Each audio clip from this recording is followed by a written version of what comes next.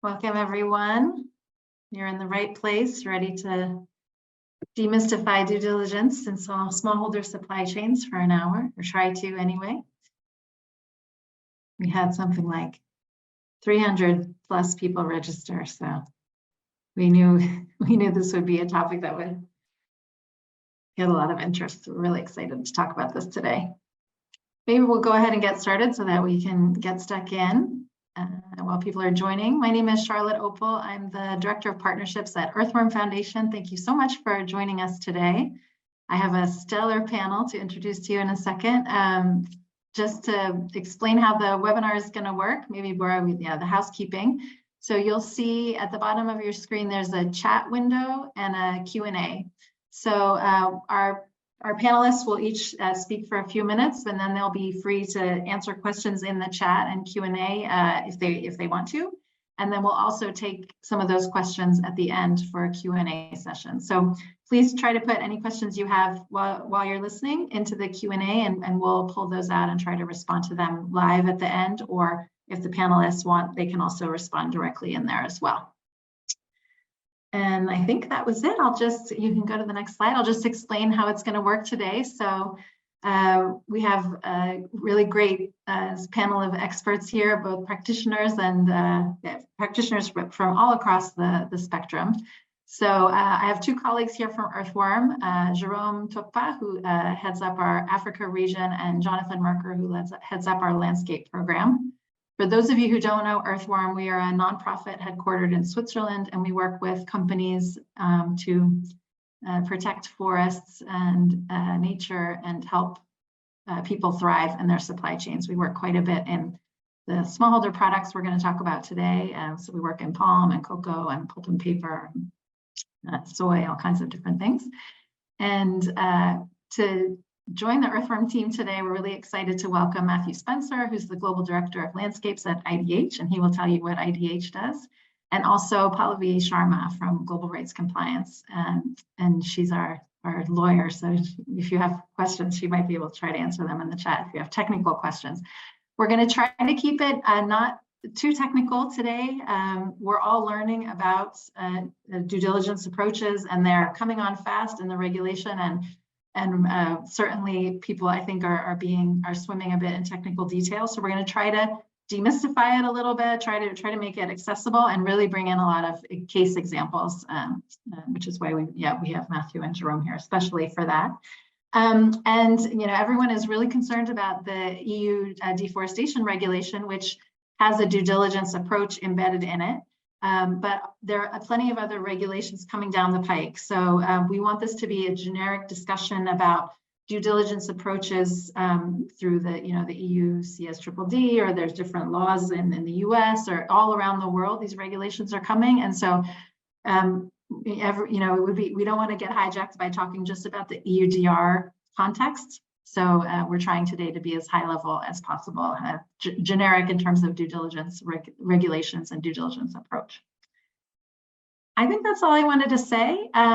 Welcome, everyone, and let's get started. We're going to start with Pallavi. Pallavi, please, Bora, you can go ahead and stop sharing your screen if you want. Pallavi, welcome, and please introduce yourself. Tell us what Global Rights Compliance does, and yeah, we thought we'd just start with Pallavi to just make sure we all are on the same page about what exactly is a due diligence approach asking for of companies. So over to you, Pallavi. Wonderful. Thank you, Charlotte. Hello, everyone. My name is Pallavi, and I'm a senior legal advisor with Business and Human Rights Compliance. We are the BHR arm of Global Rights Compliance. We are an international legal practice, and we specialize in international humanitarian law and international human rights law. We work a lot with companies, with businesses, investor associations, and so on, to essentially on the practical ways you can operationalize responsible business conduct. Basically, what are the actual steps you can take to implement these principles in your operations. We also work with businesses a lot in terms of helping them to navigate their business and human rights obligations in conflict settings and in high risk settings, because we have a lot of footprint in international humanitarian law. I'm very excited to be talking to you about this subject here. This human rights due diligence keeps me and my team on our toes all the time. We have this litany of legislations coming through. The EU is passing laws as part of its Green Deal.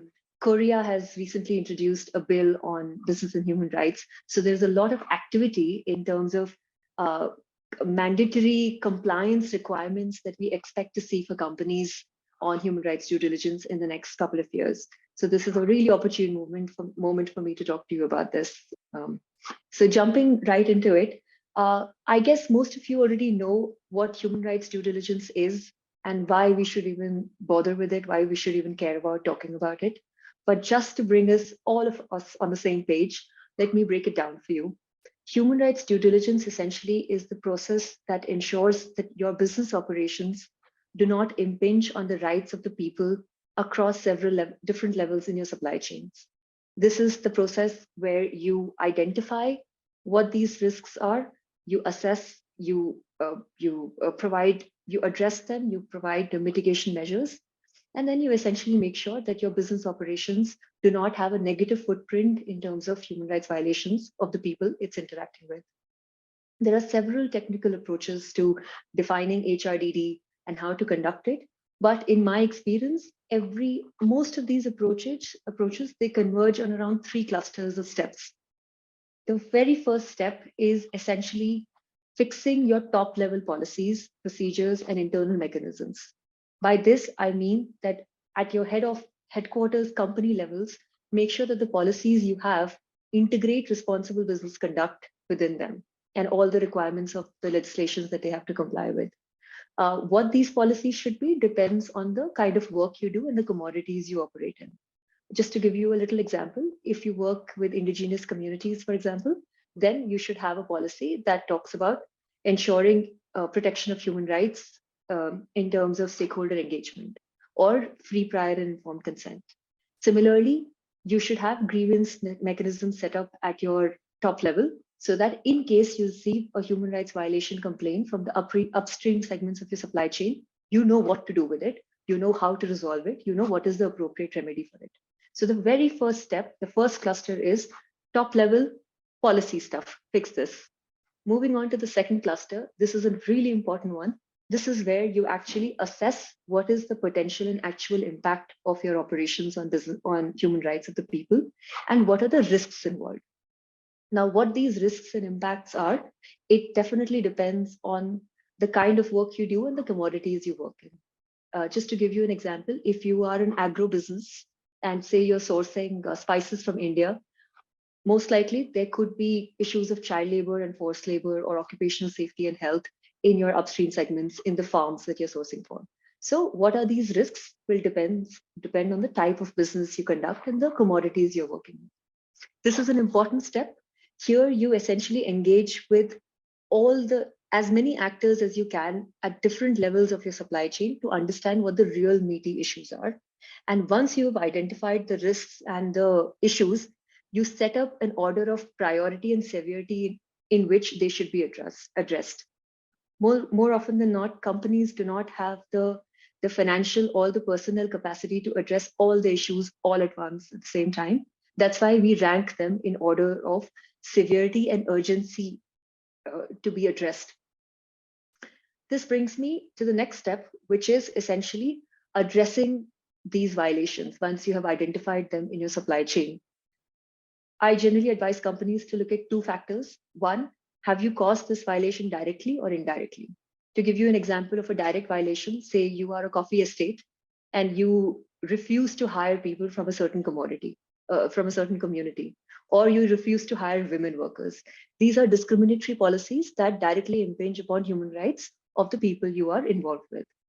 In terms of indirect, to give you an example, you are a coffee sourcer and you source from a farm that has a lot of child labor or forced labor cases against it. This is an indirect way in which your business operation is contributing to human rights violations. So this is the first thing you have to keep in mind when you're considering about how to remedy these violations.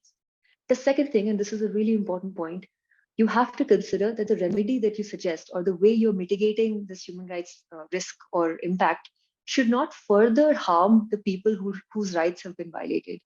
And I'm speaking of this point because this is a very relevant conversation in context of EUDR, where a lot of companies are essentially talking about not sourcing from smallholders in order to de-risk their supply chain to comply with the EUDR. Now, one of the unintended negative consequences of this process would be that the smallholders will lose their contracts with these companies, will impact their own livelihoods, in turn, the livelihoods of the workers that they have hired. So plunging them deeper into poverty, which will more likely than not cause deforestation, because poverty is one of the reasons connected to deforestation, as we would unpack later today in the webinar. So this is the two factors that you have to keep in mind when you are considering the ways you should mitigate these risks and impact. One of the ways you can do this is by engaging with suppliers. Generally, we suggest that companies incentivize suppliers, influence them, or invest in them to make sure that disengagement doesn't happen with the suppliers, rather than you develop their capacity to improve working conditions at their level. Lastly, the third cluster is track, monitor, and communicate the progress that you are achieving through these due diligence mechanisms.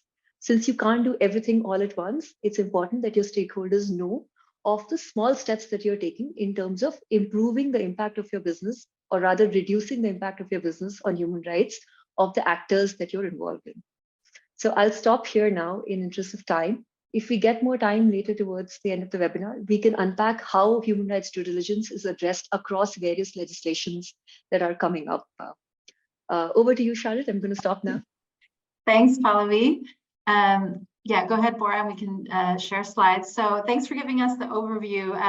When Pallavi was focusing on human rights due diligence, but really we advocate and we see in regulations the same approach with the 3 steps, developing your policies and procedures, identifying and mitigating risks, and then reporting and monitoring for any environmental impact as well. It's not just for human rights, it's the right way to approach these issues across the board. And the EUDR, which is a deforestation regulation, also uses the same approach. So now we're going to turn to Jonathan. And Jonathan, thinking about the aspects of due diligence, that the risk mitigation side of things, maybe you could introduce yourself and then take us through your thoughts on which aspects of the approach that Pallavi laid out are really well suited to a landscape level action. So over to you. Thanks. Perfect. Thank you, Charlotte. So hello, everybody. A pleasure to be on the webinar. So my name is Jonathan Marker, and I'm head of landscapes at Earthworm Foundation, which means that I manage a program with different projects across North and South America, West Africa, and Southeast Asia. So today I'd like to talk a little bit about how landscape approaches can support due diligence using 3 different examples. Next slide, please. So the first issue I wanted to look at a bit is how these approaches can help identify and address a particular type of risk that we do see in a lot of smallholder-dominated landscapes. So due diligence regulation is requiring companies to understand and take action on all risks present in the sourcing region of their commodities, such as cocoa, palm, or coffee. Now, in many of these sourcing regions, we know that there are widespread issues such as biodiversity loss, forced labor. We've seen a lot in certain palm oil supply chains. Land conflict is a very present issue in countries like Indonesia. These are issues that are so prevalent in these areas that they can be considered a systemic risk. So what I mean by that is that if you, as a company, are sourcing from this area, there's a very high likelihood that this risk will be present. And even if you do constant checks on your supply chain, the fact that it is so prevalent means that it could enter into your supply chain at any given moment. So what we see is that landscape level approaches are really good at firstly identifying these types of systemic risks, because they focus on a deep diagnostic of all the key issues in a geography or in a sourcing region. And secondly, because they focus on working with local stakeholders and addressing root causes, they're very good at finding solutions for these types of risks. So this would be challenging for a company to address individually through a supply chain oriented approach. And there's a clear opportunity through landscape approaches to help include this type of aspect in your risk mitigation strategy. So that leads us to the second issue. Next slide, please. That I'd like to focus on, and that is the nature of certain of these risks. So we see that a lot of sustainability risks are quite complex. So if we look at land conflict, it involves a lot of different people. It often has a long history, and being able to resolve it takes a lot of time. And also, most importantly, it's often interrelated to other issues in the area. So in order for companies to be able to address this type of risk, you need to not only look at the risk individually, but in its context and how it relates to other risks. And it's very challenging to address this type of risk if you don't take a holistic approach. So using the example of deforestation and poverty that Pallavi mentioned, we do see indeed that if you want to address deforestation by excluding smallholders or moving away from sourcing origins where there is a risk of deforestation, because it is a fact that in a lot of smallholder-dominated landscapes, deforestation is a risk, then that might well have a negative effect on their livelihoods and increase poverty of these people. So by trying to address one risk in isolation, you're having an unintended consequence on another risk and exposing yourself to that risk. So I definitely see that a landscape approaches, again, can have a clear benefit here, because the way they look at these types of sustainability issues is holistically. So you would typically work not only on deforestation or farmer livelihoods or land tenure in isolation, you work at all three and try to find solutions that solve all three and work towards the interest of the local stakeholders in the area. So again, I think this is another example where landscape approaches has something clearly to offer to companies in their due diligence process. So if we go to the next slide, please. The final issue I wanted to touch on has to do with risk prevention. We've looked a bit at risk identification, mitigation. What about future-proofing your supply chain? So I think there is an argument to be made that any successful implementation of corporate due diligence duties would need to work with the local actors inside your supply chain and surrounding it in these sourcing regions. So that means working with local companies, farmers, but also local government, NGOs, communities, etc. Typically, these are actors that landscape approaches engage strongly and include in projects and focus on empowering to be able to themselves address sustainability issues like deforestation, land conflict. So if you look at that from a risk perspective, giving local people tools, knowledge, and systems to themselves be able to identify and mitigate risks and address the root causes of these issues is a strong safeguard for you as a company for these issues re-entering into your supply chain in the future. So again, with the strong focus that landscape has on collective action and on building local stakeholder capacity, they make a really good vehicle, I would argue, for companies to engage their local stakeholders and to include collective action into a strong risk prevention strategy. So I'll stop there for now and hand back to you, Charlotte. Thank you very much. Wonderful. Thank you so much, Jonathan. So this is a great introduction to now let's talk about some real cases from the field. So I'm gonna hand over to Matthew from IDH. Matthew, yeah, maybe you could start off by telling us about what IDH does and especially your work in landscapes, and then yeah, use the example of what you all are doing with coffee landscapes in Vietnam to illustrate some of these ideas that Jonathan and Pallavi have brought forth. So over to you, Matthew. Thanks very much, Charlotte. Thanks to you and your colleagues from Earthworm for organising this webinar. I'm Matthew Spencer, and I am part of IDH, which is a not-for-profit organisation based out of the Netherlands, but with most of our staff in Asia, Africa, Latin America, working on transforming our cultural supply chains. My team is focused on forest risk commodities, which is why we take a landscapes approach. for reasons I'll explain, and Jonathan's already highlighted. And that's why we've spent a lot of the last year talking about EUDR to our production country partners and how to tackle it. And I'm going to try and bring that alive through one country example.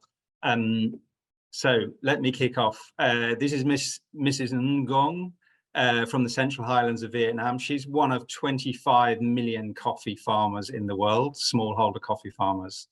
That's the Dutch ambassador behind her. We visited her last year, and it's her landscape that I'm going to talk about. And the reason we take a landscape approach is for two reasons. One is because the world is an incredibly big place. And if you just rely on vertical supply chain approaches, vertical policies that go down through multiple levels of your company or your government or your supply chain, you're going to struggle to know what the real effects are. And you might also struggle to work out what will really work in those very different contexts. And we found that horizontal approaches, which in our case we call landscapes, are a great way of doing that. You don't need to do them everywhere, but you need to do them in enough places to learn fast and to build alignment between business interests, farmer interests, and government interests. So I'm going to mostly focus on EUDR in this example, but I think many of the lessons, as Jonathan says, are relevant to other forms of due diligence. So if we could have the next slide, please. Vietnam, this is sort of, in summary, the process that we're going through in Vietnam, and it's an agreement we have with 12 companies and multiple levels of the Vietnamese government to try to get to zero deforestation coffee and rubber in Vietnam by the end of this year, in time for the EUDR. Vietnam is the second biggest coffee producer in the world, and about 70% of that goes to the EU. So it's pretty critical to the government to get this sorted. And unlike some other places, they have been very focused on how to get the solution to happen, rather than raising objections, quite understandable concerns about how it's going to be implemented. And although Vietnam is distinct from many other places, it's not the only place where there's free competitive collaboration going on between companies on data sharing around farm polygons. So it's happening under the Cocoa Forest Initiative in Côte d'Ivoire and Ghana. And I'd say in pretty much all of the domains we're working in, companies are really keen to support national databases, and in some cases to share their data to speed that process up, so that everyone isn't forced to do this all privately through their own commissioning, through multiple and repeated efforts to get on top of their farmer data. Next slide, please. So this will give you some idea of the evolution of our approach, and also the complexity of what one has to deal with. These are the districts and provinces of the Central Highlands of Vietnam where most of the coffee is produced. And we started off on the left-hand side working in 5 of those districts. We've been working there for about 8 years. We actually went there originally to try and help companies and farmers reduce their chemical inputs. They were on the verge of having their coffee banned from Europe because of high levels of chemical residues in the coffee. And they had a very intensive model. We've worked with them over that time to reduce the intensity whilst maintaining the yields, improving the resilience of that crop. But actually, it's as it happens, it's formed the basis of an incredibly powerful collaboration between 16 companies, some of whom are listed there in the middle of the slide. And we're now aiming to extend that work to 12 of the districts by the end of this year, which will cover about 70% of the coffee supply. That happens to be the proportion that goes to Europe. We can't get to 100% by the end of the year, even with huge support from the companies and the Vietnamese government at multiple levels. And what's happening is that those companies are sharing the data between themselves in a secure and confidential way, and then they're willing over time to share that with government to create a national database. So that's a really powerful way of speeding up the process of creating or having polygons for all of these places, which is a crucial part of the due diligence process, of course.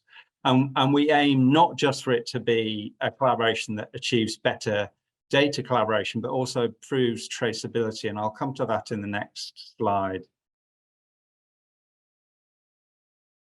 So, oh no, I'll give you a sense of how we're looking at one. This is just one of those 16 districts that you saw, and it gives you a sense of how the risk breaks down. The orange zone is very low risk. They're not close to forest. The green zone is medium risk, and the red zone is high risk because it's near to forest. As it happens, there's very little deforestation any longer connected to coffee in Vietnam. We've worked out there are about 110 farms where deforestation is a likelihood, and government are taking the lead in combating that. And so we are working with the government and companies to try and get different approach for different risk levels. So in the low risk and medium risk areas, we're going to be using this technical device called declaration in excess, where companies can seek compliance across a bigger area than they might be sourcing from, so that they can do it using the same data repeatedly, and where there is no to low risk of deforestation. Obviously, if you're in a medium risk area, that might mean you need to pay special attention to forest mapping. And if you're in a high risk area, this declaration in excess method probably won't be relevant. You will have to do it farm by farm, plot by plot. But this gives you an idea of the sort of detailed mapping that we're having to do to get to a collaborative approach to doing this. But it's a version of what any company will have to do privately if they don't collaborate. And of course, some will choose that route, either because time's short or because they don't have support to share data. Next slide, please. And so just to finish off, to give you some sense of the difference of doing it those two ways. And there are companies, as I say, that are doing individual implementation. It's a relatively high cost. We estimate it's about $10 a hectare, which at 3 tons per hectare means it's about $3 a ton. That's just to collect the farm data. There's another cost on top of that to get full traceability, which we haven't calculated. But if you do it in a private-public partnership, as those 12 companies are doing, we think the cost will be more like $3 to $4 a hectare, which means $1 to $1.50 per ton of coffee. So it really is a very significant difference in cost if you choose that approach. And if it's possible, of course, because it requires someone to hold the ring. In this case, it's IDH. In other landscapes, it would be Earthworm or other third parties who are able to sort of engender the trust of the corporate sector and government in sharing data and making sure it's secure. But and there's no getting away from the fact that it takes time either, but it does result in lower costs. And I would argue that it also leads to secure supply. And that would be the final thing I'd end on, is the fact that in all of these forest risk commodities, we're seeing huge impacts from climate disruption. So in Vietnam, we've seen a 15% reduction in coffee harvest last year. In soy in Brazil this year, they've had 20% reductions due to drought. And in Cote d'Ivoire and Ghana, they've seen 40% reductions in cocoa yields last year from drought. So all of these are issues, whilst we're framing them as environmental and social, have deep supply risks associated with them, which is in the end, I think, what will drive more business activity than any amount of regulation or indeed voluntary commitment. Thank you. Wonderful. Thank you so much, Matthew. We had some questions come through already for you. If you want to and go ahead and tackle those in the chat or the Q&A, please feel free. And then lastly, we're going to turn to one more example from the field about how landscape approaches can answer these due diligence risks that come up. So I'm going to turn now to my colleague, Jérôme Docpa. Jérôme? Yeah, same question for you. What is your experience with really implementing due diligence and risk management in smallholder-dominated landscapes? So go ahead, over to you, Jérôme. Thank you very much, Charlotte. Hello, everybody. My name is Jérôme Docpa, as Charlotte said. I'm the EF Director for Africa. Yeah, I will be speaking about the risk mitigation in smallholder supply chain Ivory Coast. Taking the example of two landscapes we have here in Ivory Coast, the Soubé landscape, which is in center west of Ivory Coast. Size of the landscapes is more or less 1 million hectares. and commodities, key commodities there. We are working on cocoa and palm oil. And the second landscape is the Cavalier landscape, which is in the western part of Ivory Coast, where we still have a lot of forest, so relative, but where the remaining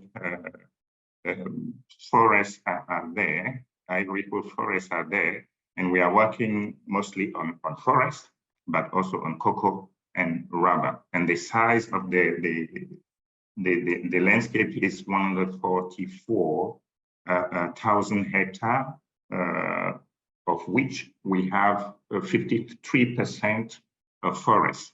So we are speaking about a forest area, a protected area within the landscape. Next slide, please. So we are doing a lot of activities in both landscape, but I will be focusing on some of the activities that are relevant here for in reducing or mitigating risk in supply chains. So we have the traceability factor.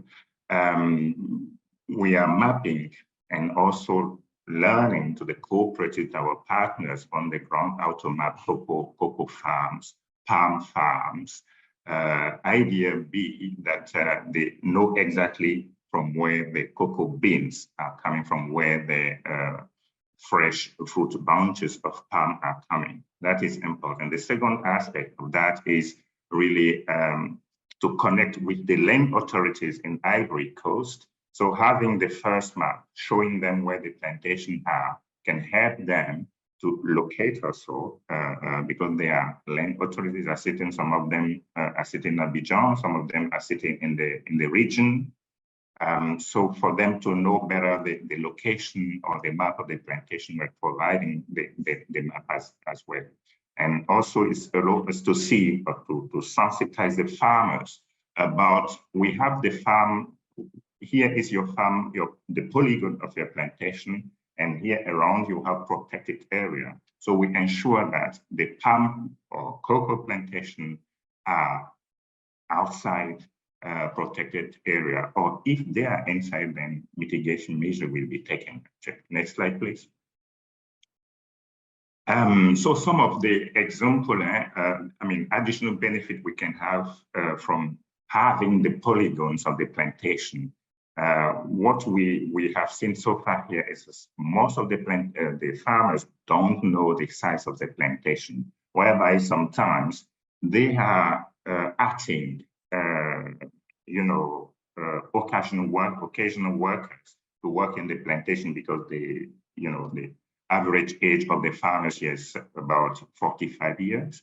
So they are acting occasional work to work in the plantation. And if you don't know the size of the plantation, you can not optimize, the cost of the clearing of the plantation and things like that. The other thing is also optimizing the chemicals that you may be using in the plantation.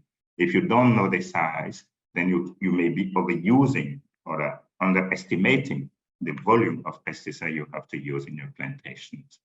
So that are some of the things we are doing really in the mapping exercise here with the farmers, because we think that is the first step really going into the resilience of the farmer, increasing the productivity, because if you know the size of the plantation, you know at the same time, because you have done the diagnostic, you know at the same time what you have to do the farmers in the plantation so that you can increase the productivity. And if you increase the production of your cocoa farm or palm farm, you don't need to go into deforestation because you are already producing money in the current farm. So you don't need to go for looking for new land where you will potentially be involved in deforestation practice. If you are getting also money from your current farm, of course, you bring your children to school and you are mitigating also the child labor and things like that. Next slide, please.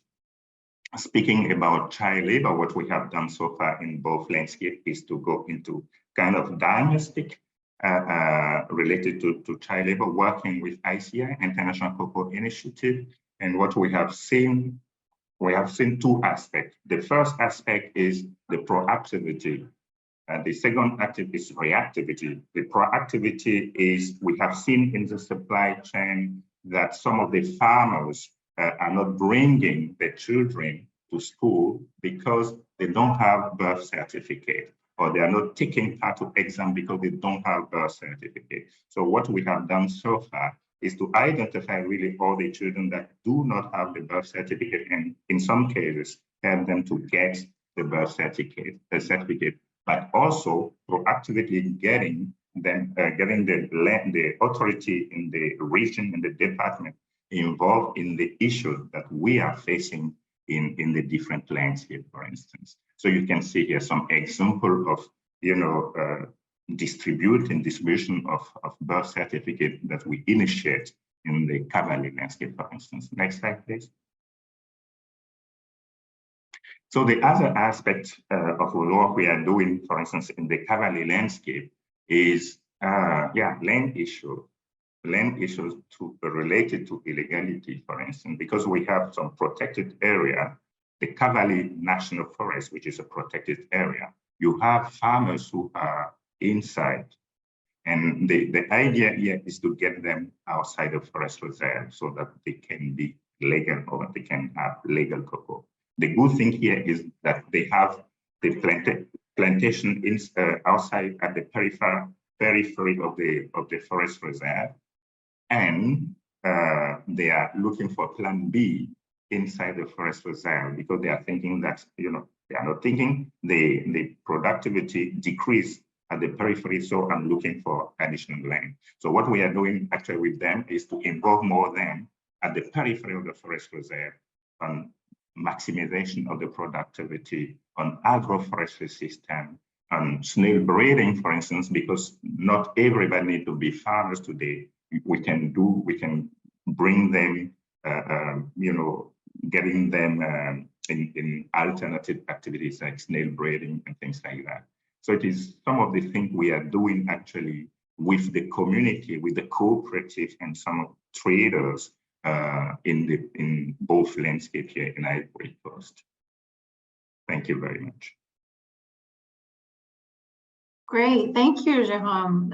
Great to have these live examples. So we are going to move now to question and answer, but before we open it up to the floor and we have some questions coming through, please feel free to type any in the Q&A and we'll try to get to them. But maybe just back to Pallavi, just if you have any reactions to what you've heard from the other speakers, and in your view, what aspects of due diligence are particularly well suited to these kind of collective action approaches? Thank you, Charlotte. This was a very interesting presentation, and I do think that collective action has a lot of merit in terms of ensuring long-term compliance with these legislations, and not an ad hoc compliance with EUDR or ad hoc compliance with CSDDD, so on and so forth. In addition to the points that Jonathan, Matthew, and Jerome made about PPPs and systemic issues and the work that's been done in Cavalli and the other landscape, there are two other reasons why I think collective action can actually be suited to address this issue. The first is that we know that I'm coming back to EUDR. EUDR applies to all companies that work in these 7 commodities, irrespective of their size. So if you are a listed company or an SME or a micro enterprise, it doesn't matter. You have to conduct this due diligence and comply with the requirements of the law. So especially for SMEs, I feel like collective approaches can help them to A, reduce their costs, B, share knowledge, and C, actually compound their influence down at several levels of the supply chain. So I think this is a very good idea for SMEs to engage in collective approaches such as landscapes. The second is, and this is something we speak from experience, so GRC has learned through its program in the textile sector in Pakistan. There is one supplier where we found a lot of violations of human rights, and we traced it up to 2 brands that were sourcing from that suppliers. We got those brands to work together, and that really increased the influence on that supplier to basically get them to clean up their act and improve their working conditions. So I feel like collective approaches can really compound the influence that companies have at different levels of their supply chains down to the very bottom of upstream segments of the supply chains. Okay, thanks. I wanted to actually dig into something that Jerome brought up about this idea. It seems to me that especially with smallholders, a lot of the landscape approaches are really looking at issues of farmer resilience, even poverty, community poverty. And he made the argument that when you tackle those issues, it can mitigate some of the risks that you might identify in the due diligence approach. So risks of deforestation or use of child labor. I don't know if Matthew or Jonathan, you buy that argument and that link, if you wanted to support that idea at all. Sure, I can add a little bit from my perspective. I definitely agree with the logic. We do see that, as stated, poverty is a key driver of both deforestation in many areas, but also human rights issues, lack of access to basic human rights such as education, healthcare, safe food and water. So by supporting farmers to have a living income and decent livelihoods, I do feel like you're addressing a lot of the root causes of the risks that might enter into your supply chain, such as deforestation or human rights issues. So it's a way to really future-proof and to I think address the fundamental drivers. And I do feel like that is it definitely has its place in a due diligence approach of mitigating risk. I would agree with that moral case. I think there's also an instrumental case, which is that the climate disruption to food supplies and commodity supplies means that the period of stable commodity supply has gone, is disappearing. And if you want to secure decent quantities and quality of commodities, you have to build a relationship with farmers. You can't rely on trading mechanisms and price alone to get what you want. And we can see that when we get, sporadic empty shelves in supermarkets in Europe. And obviously in many of these countries, people are very used to fluctuations in food supply, often at much greater levels. So I would say it can be and should be part of a wider approach to reducing your supply risks and securing supply and farmer relationships for the future. Mm-hmm. Matthew, we had a few questions come in around the data sharing aspect and the collaboration amongst the companies. So things like, how do you get companies to collaborate? Do they actually sign documents and agree to share data? And were there any legal barriers that had to be overcome? I don't know if you want to talk about any of those. Well, obviously the law about data varies from one country to another, and it's often a very sensitive topic, either because it's sensitive for the government and nearly always it's sensitive for farmers. And so you have to be very aware of what the national laws require and also what the sentiment is. And I'd say that the magic ingredient is trust. Is there someone that the companies trust to share the data in a secure way that means they don't think there's any risk that it will be misused? And then over time, can that be shared with government? Does government, because obviously, farmers don't trust government or companies generally. Companies rarely trust governments. And so that you don't start off with a very trusting environment. And it's all about whether you can build that sufficiently for there to be collaboration in everyone's mutual interests. Okay.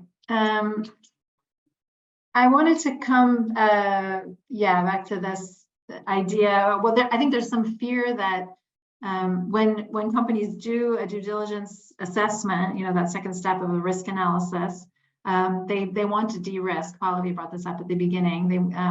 Especially because they're talking about a regulatory environment now, that they want to de-risk means running away from risk. I'm wondering if anyone on the panel sees this happening in any of the supply chains you're working in, and how can we make sure companies stay engaged in those regions where there is a lot of problems to fix, but still remain compliant?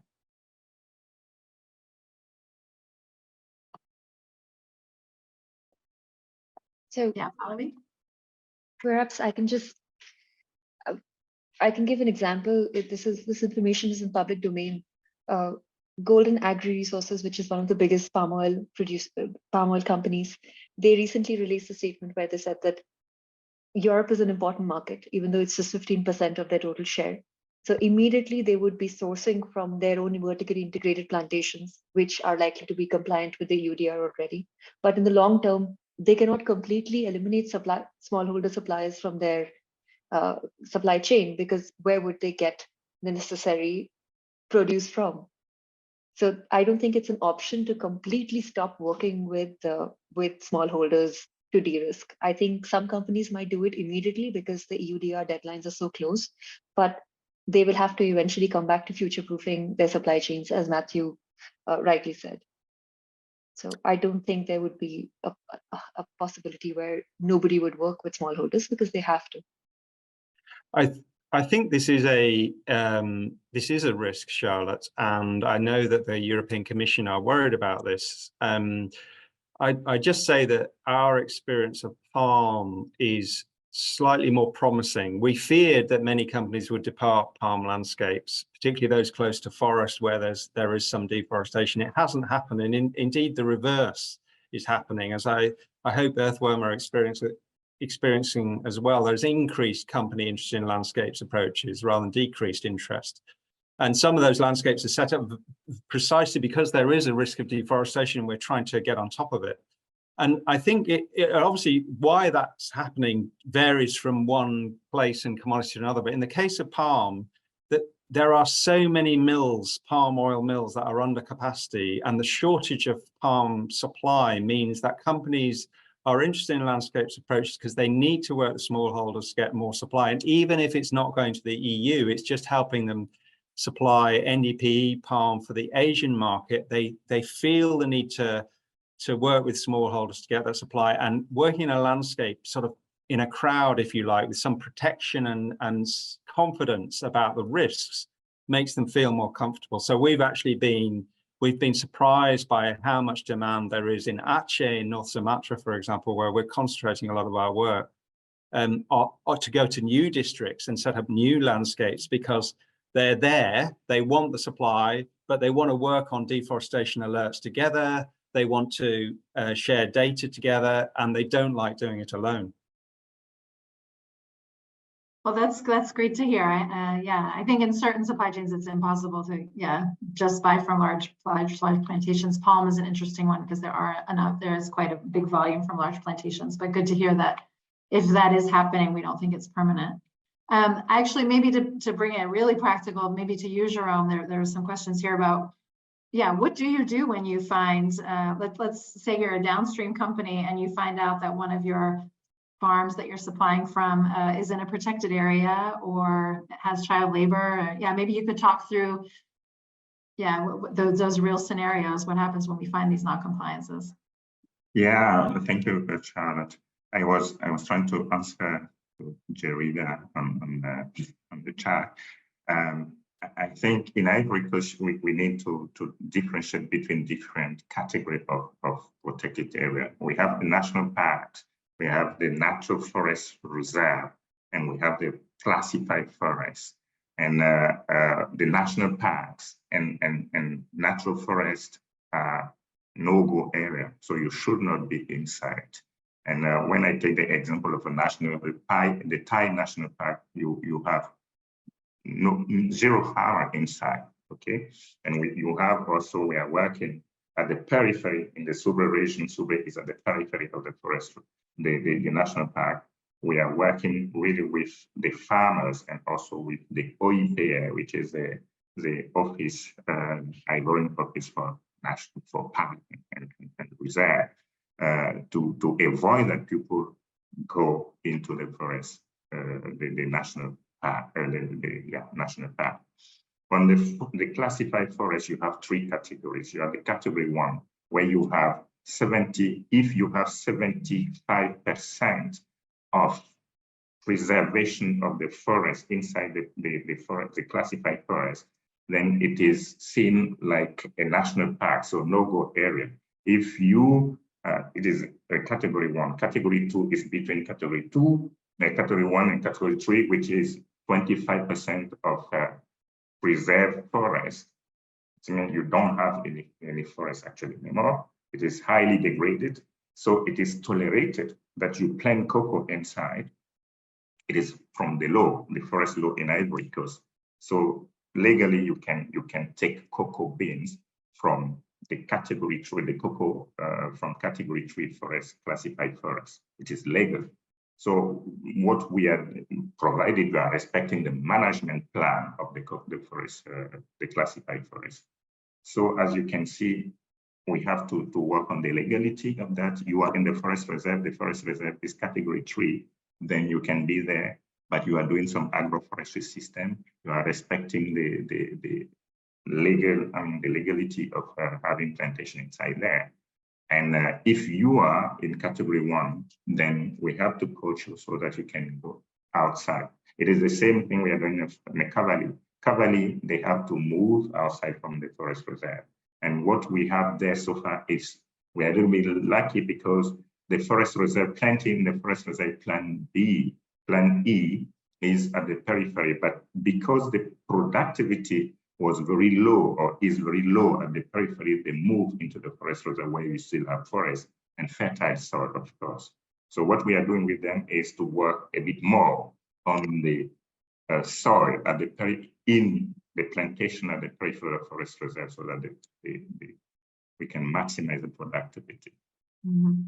I guess to me, the key is if you found a problem in your supply chain, even if you can resolve it, you know that there's a risk of it reoccurring. So you really need to address, to have a proper due diligence with risk mitigation, you need to address those root causes. And with smallholders, obviously the best way to do that is collectively in these landscapes. So I think we have time for one last question. Pallavi, did you want to share your advice for companies on how they get started in this complex due diligence? It's maybe not as complex as we're all worried about, but yeah, how should companies get started? You just have to start, essentially. This is what we've been advising the companies, that once you start breaking down these due diligence requirements, they're very intuitive. They're essentially commonsensical things which we should have done a long back, but just that now they are becoming mandatory and now they are becoming a compliance obligation. Somebody, just before I move to that, somebody mentioned that some companies are establishing big farms in America in order to avoid smallholders. How to mitigate these? Unfortunately, it's the choice of companies in the end, who to source from and where to establish their farms. But as Matthew said, that there would be supply concerns down the line. So it's better if you invest right now to future-proof your supply chains rather than, keep skirting these issues and moving from one place to another to de-risk. Coming to what companies can do, and this is basically directed towards those who are just starting out their sustainability and human rights due diligence journey. I would say start with your policies. Take stock of what you have at the top level, what kind of policies you have, what kind of grievance mechanisms you have. This is a very simple step, not very exhaustive in the sense that it doesn't require too much resource. You just have to clean up your act at the very top for it to trickle down to the bottom rungs of your supply chain.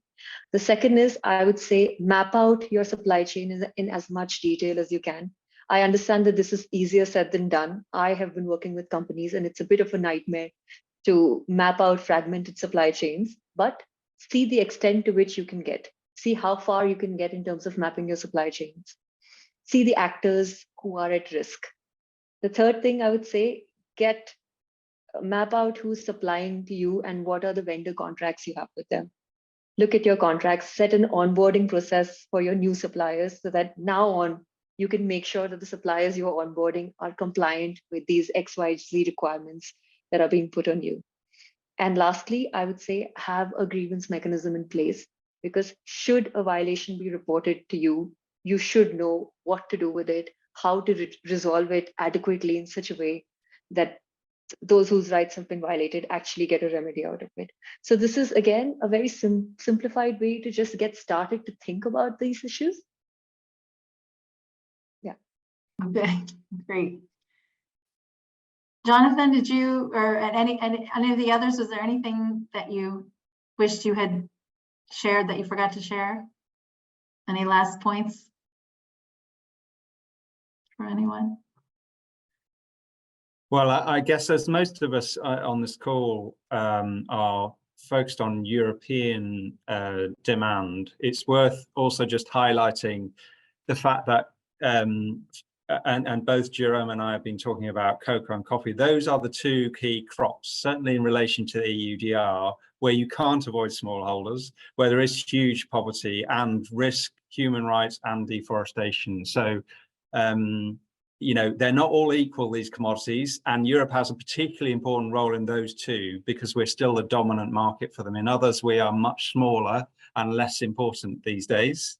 So I think it's worth distinguishing between the level of urgency and jeopardy, if you like, between those two crops and some of the others.